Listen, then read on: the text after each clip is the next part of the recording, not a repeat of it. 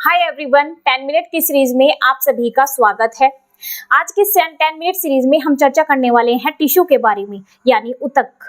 ये जो ऊतक टॉपिक है, यहाँ से डायरेक्टली एग्जाम में क्वेश्चन पूछा जाता है। जितने भी वनडे एग्जाम होते हैं वहाँ पे इस टॉपिक से क्वेश्चन आता है एग्जाम में, तो इसको हम देखेंगे 10 मिनट में। तो चलिए, सबसे पहले मैं यहाँ पर आपको बताऊं तो ये जो टिश्यू है, ये टिश्यू बनते कैसे हैं। बहुत सारी सेल से मिलकर बनते हैं टिश्यू। टिश्यू किससे बनते हैं? बहुत सारी सेल से मिलकर बनते हैं टिश्यू। जैसे देखिए, ये एक सेल है, ये डिवाइड हुई 2 सेल में, फिर ये डिवाइड हुई 2 सेल में। इस तरीके इस टाइप से आप देख सकते हैं बहुत सारी सेल्स बन जाएंगी। तो सेल्स के मिलने से फॉर्मेशन होता है किसका? टिश्यू का फॉर्मेशन होता है। टिश्यू की स्टडी हम कहाँ पे करते हैं? इन टिश्यू की स्टडी करते हैं हिस्टोलॉजी में। कहाँ पर करते हैं? हिस्टोलॉजी में। स्टडी ऑफ टिश्यू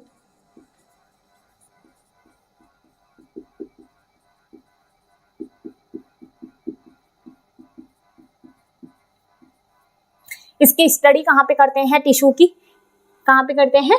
हिस्टोलॉजी में करते हैं। अब देखिए, ये जो टिश्यू हैं, टिश्यू होते हैं 4 टाइप्स के। कितने टाइप के टिश्यू होते हैं? ये 4 टाइप के टिश्यू होते हैं। एडिपोज टिश्यू यानी उपकला ऊतक, कनेक्टिव टिश्यू यानी संयोजी ऊतक, मस्कुलर टिश्यू यानी पेशी ऊतक, न्यूरॉन टिश्यू यानी तंत्रिका ऊतक। अब देखेंगे, ये जो एडिपोज टिश्यू है, ये टिश्यू का कार्य क्या होता है? ये जो एडिपोज टिश्यू है, यानी ये जो उपकला ऊतक है, ये उपकला ऊतक क्या करता है? हमारी शरीर के अंगों, हमारे शरीर को प्रोटेक्शन प्रोवाइड करता है, यानी सुरक्षा प्रदान करने का जो कार्य है वो कौन सा टिश्यू करता है? ये उपकला ऊतक, यानी ये एडिपोज टिश्यू। इसको एपिथेलियल टिश्यू भी बोलते हैं। क्या बोलते हैं?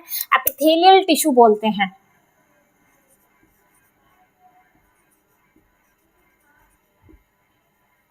एपिथेलियल टिश्यू क्या बोलते हैं इसे? उपकला ऊतक को एपिथेलियल टिश्यू।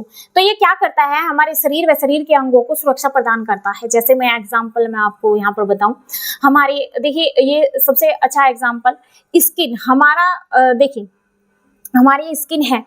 अब आपने बूढ़े लोगों को देखा होगा, उनके शरीर का जो फैट है, जो वसा होती है, जो फैट है, वो खत्म हो जाता है जैसे जैसे एज बढ़ती रहती है।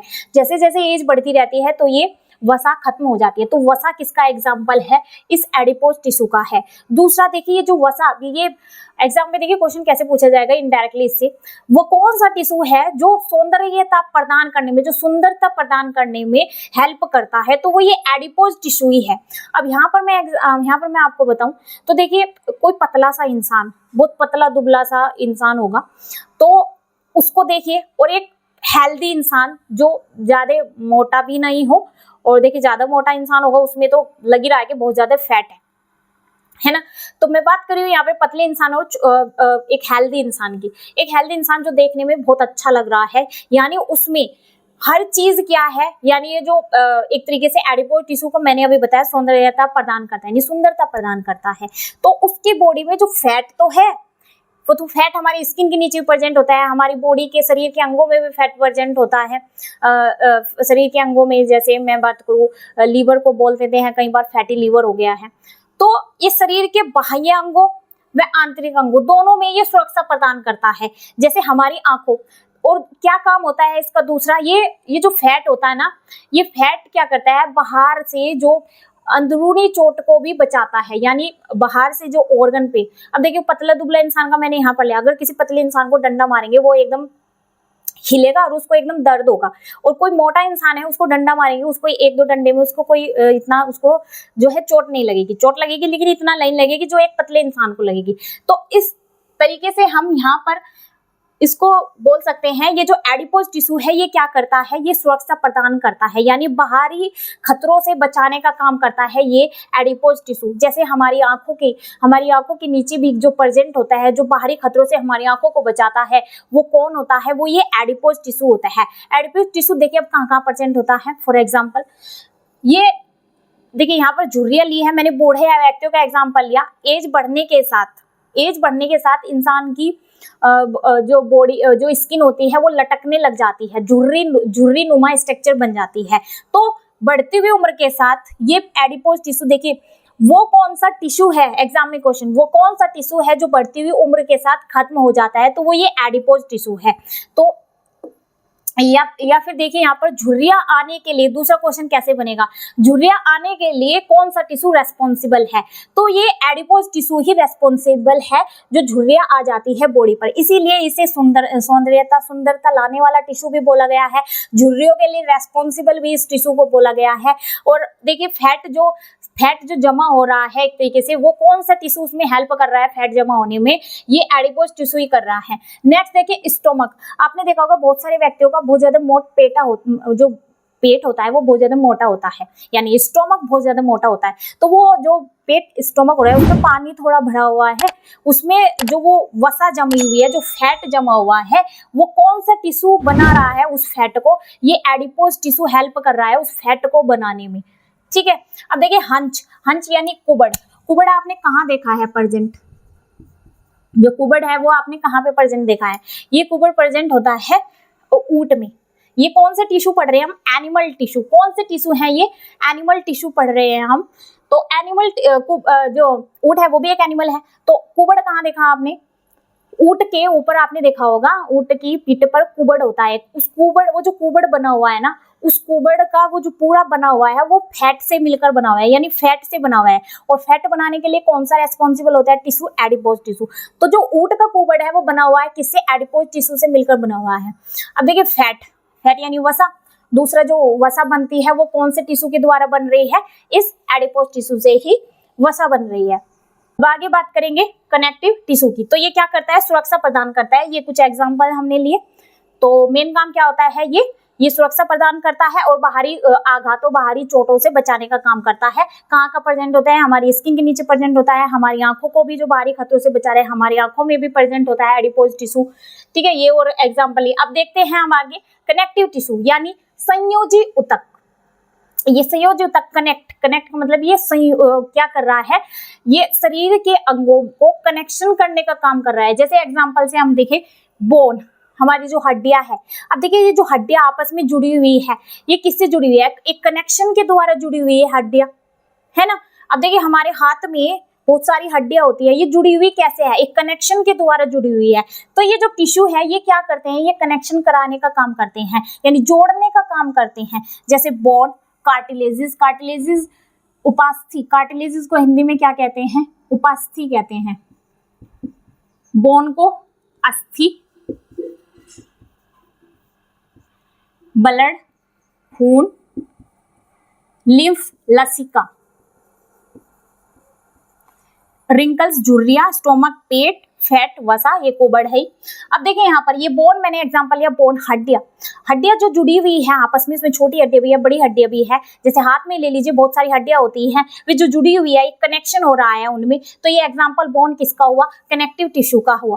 कार्टिलेजिस को आप देखिए, कार्टिलेजिस जो ये कार्टिलेजिस है, ये भी एक हड्डी है, वो हड्डियां जो मुड़ जाती है, जैसे हमारे कान को हम ऐसे मोड़ सकते हैं, ये किससे बना हुआ है, कार्टिलेजिस से बना हुआ है। हमारे नोज को हम इधर उधर कर सकते हैं, ये किससे मिलकर बना हुआ है, इन कार्टिलेजिस से मिलकर बना हुआ है।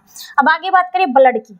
ब्लड देखिए, ब्लड हमारी बॉडी में देखिए सर्कुलेट हो रहा है, एक तरीके से कनेक्शन हो रहा है ना, हमारी पूरी बॉडी में जो ब्लड जा रहा है वो किसके थ्रू जा रहा है, ब्लड वेसल्स के थ्रू जा रहा है ना। तो ये ब्लड क्या कर रहा है, हमारी पूरी बॉडी में कनेक्शन, एक तरीके से संयोजी ऊतक की तरह काम कर रहा है ना। एक अब लिम्फ देखिए, लिम्फ क्या है, ये ब्लड वेसल्स, ये जो लिम्फ है ये एक येलो कलर का तरल पदार्थ होता है। इस पदार्थ के अंदर, इस मटेरियल के अंदर यानी लिम्फ के अंदर जो है आरबीसी एब्सेंट होती है और प्रोटीन भी बहुत कम मात्रा में होती है।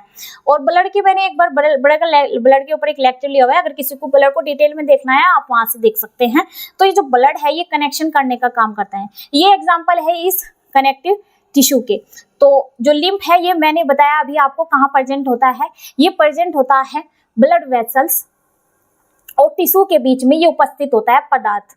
ये जो लिम्फ है ये कहाँ पे प्रेजेंट होता है, अगर एग्जाम में क्वेश्चन आए कि लिम्फ कहाँ पर प्रेजेंट होता है, ये प्रेजेंट कहाँ होता है, या फिर ऐसे पूछा जाए कि ब्लड वेसल्स यानी रुधिर वाहिनियां और ऊतक के बीच में कौन सा तरल पदार्थ प्रेजेंट होता है, तो वो ये लिम्फ होता है।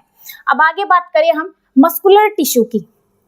मस्कुलर टिश्यू यानी पेशी ऊतक, ये वो ऊतक है जो बाहरी अंगों व अंदर के आंतरिक, बाहरी अंगों को व आंतरिक अंगों को क्या करता है, ये चलने फिरने में मदद करता है, यानी उनमें मूवमेंट करने में हेल्प करता है। कौन करता है, ये मस्कुलर टिश्यू हेल्प करता है। जैसे इनवॉलेंट्री टिश्यू होते हैं, वॉलेंट्री टिश्यू होते हैं, इनवॉलेंट्री अरेखित, वॉलेंट्री रेखित और कार्डियक टिश्यू यानी हृदय पेशियों वाले ऊतक। अब बात करेंगे इनवॉलेंट्री की। इनवॉलेंट्री से ही पता लग रहा है वो टिश्यू, वो पेशियां, एक तरीके से मसल्स यानी पेशी, मस्कुलर टिश्यू है ना, पेशी ऊतक, वे पेशियां जो हमारे कंट्रोल में नहीं होती है, जैसे किडनी का काम करना, ठीक है। नेक्स्ट में लू डाइजेस्टिव सिस्टम का काम करना। हम खाना खा रहे हैं, खाना हमने पहुंचा लिया, हम खा रहे हैं, वो जो खाना पचता हुआ, जो डाइजेस्ट होता हुआ खाना जा रहा है, वो किसके थ्रू जा रहा है, एक डाइजेशन सिस्टम चल रहा है, वो खुद ही हो रहा है। हम थोड़े कह रहे हैं कि भाई अब तुम रुक जाओ, अब तुमने इतना खाना बना लिया, अब तुम डाइजेस्ट मत करवाओ। तो वो सारे काम जो हमारी मर्जी से नहीं होते, उनको कराने में कौन से टिश्यू का रोल होता है, इन इनवॉलेंट्री टिश्यू, इन एरेखित मसल्स का काम होता है, ठीक है। तो वो जो हमारे बस में नहीं होते हैं, जैसे यहाँ पर मैंने बात की डाइजेस्टिव सिस्टम की बात की, किडनी का काम करना, ठीक है, ये किस में है, इनवॉलेंट्री है, हमारे बस में नहीं है। वॉलेंट्री वो जो हमारे बस में होते हैं, जैसे हम अपने हाथों से कोई काम कर रहे हैं, कोई इंसान जैसे कुछ भी काम कर रहा है, कोई हल जोत रहा है, या लेडीज घर में जो भी काम कर रही है, तो वो काम हम कर पा रहे हैं, हम अपने पैरों से चल पा रहे हैं, हम अपने हाथों से जो भी काम कर पा रहे हैं, वो किसकी वजह से कर पा रहे हैं, इनवॉलेंट्री टिश्यू से। जब हमारा मन होगा हम कोई काम करेंगे, जब हमारा मन नहीं होगा हम कोई काम नहीं करेंगे, ठीक है। तो उनमें हेल्प कौन कर रहा है, वॉलेंट्री टिश्यू, यानी ये हमारे बस में है। अब देखिए, ये टिश्यू थक भी जाता है, ये टिश्यू कभी नहीं थकता है। अब देखिए, अगर किडनियां काम करना बंद कर देगी, हमारा डाइजेस्टिव सिस्टम काम करना बंद कर देगा, तो हमारी मृत्यु हो जाएगी ना। तो ये दिन रात चलता रहता है, ये इनवॉलेंट्री जो काम होता है, जो अरेखित पेशियां जो काम करती है, ये दिन रात चलता रहता है। अगर ये रुक जाएगा तो हम लोगों की डेथ हो जाएगी। और वॉलेंट्री टिश्यू वे टिश्यू होते हैं जिनको हम जब चाहे अपनी मर्जी से कर सकते हैं, जब हमारा मन चाहे हम इसको नहीं करेंगे।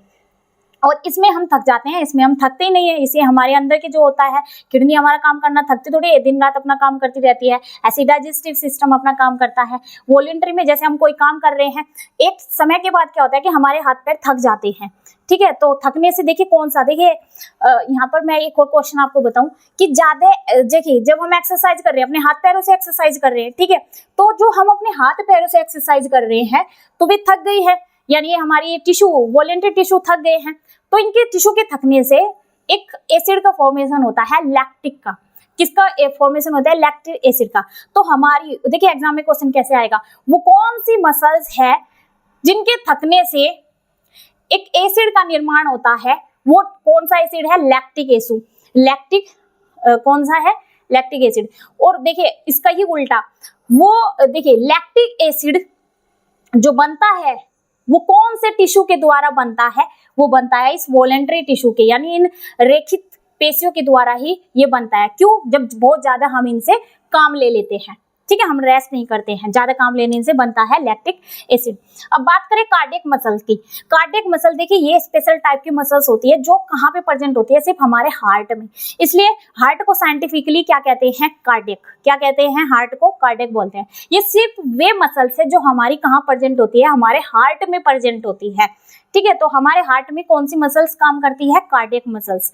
अब आगे बात करें न्यूरॉन टिश्यू की, तंत्रिका ऊतक, ये क्या करते हैं, हमारे शरीर में जो भी उत्तेजना वाला काम या जो भी संवेदना वाला काम होता है, उनका मैसेज कहाँ तक, यानी इसका काम क्या होता है, जो इमोशनल वाला काम होता है, अगर हम किसी चीज के लिए इमोशनल है या हम किसी काम को करने के लिए एक्साइटेड है, वे सारे काम कौन कराता है, ये न्यूरॉन टिश्यू कराता है। फॉर एग्जांपल ब्रेन इसमें हेल्प करता है। एक तरीके से जो हमारा ब्रेन मिलकर बना हुआ है वो इन न्यूरॉन टिश्यू से मिलकर बना हुआ है, ठीक है। तो न्यूरॉन टिश्यू कहाँ प्रेजेंट होते हैं, हमारे ब्रेन में। और ये हमारी जितनी भी संवेदनाएं, जितनी भी उत्तेजनाशीलता होती है हमारे शरीर में, उनके लिए रेस्पॉन्सिबल कौन सा टिश्यू है, ये न्यूरॉन टिश्यू है। तो ये हमने देखा एनिमल टिश्यूज के बारे में। आई होप आपको अच्छे से समझ में आया होगा। अगर आपने देखे एनिमल टिश्यू, अगर आपको ये वीडियो अच्छा लगा हो तो इसे लाइक शेयर करना ना भूले, और जो चैनल पर पहली बार आए हैं चैनल को सब्सक्राइब करना ना भूले। Thank you so much.